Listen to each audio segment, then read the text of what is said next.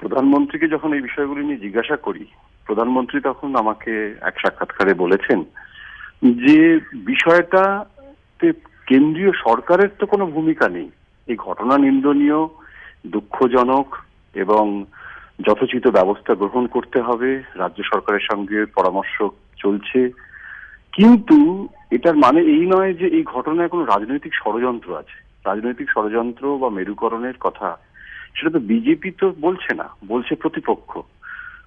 সুতরাং প্রতিপক্ষ এটাকে রাজনৈতিক স্বার্থে ব্যবহার করছে, ভোট ব্যাংকের রাজনীতি করছে, এবং এটা নতুন নয়।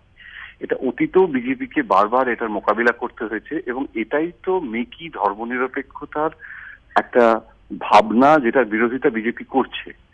সুতরাং এখানে আমরা আমরা চুপ করে আছি, তার কারণ কারোর কাঁধে বন্দুক রেখে প্রতিপক্ষকে উড়িয়ে দেওয়া সেটাও যেমন আমরা করতে চাইছি না, কিন্তু এই ঘটনাটার নিন্দা সবসময় করছি। কিন্তু এটাকে রাজনৈতিক ইস্যু করা, এটাকে নিয়ে একটা চিৎকার করে বলা, তাতে আরো বেশি মেরুকরণের রাজনীতি হবে, এবং সেটা করতে চাইছি না আমরা। এটাই উনি বলতে চেয়েছেন।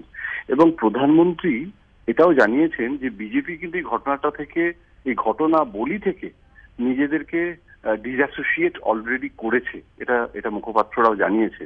সুতরাং এখানে প্রতিপক্ষের একটা রাজনৈতিক কৌশল, কিন্তু এটার এটার এটার মধ্যে কেন্দ্রীয় সরকারকে জড়ানো সেটা বোধহয় একটু অনুচিত এবং অযৌক্তিক। স্বর্ণালী। ধন্যবাদ জয়ন্তদা।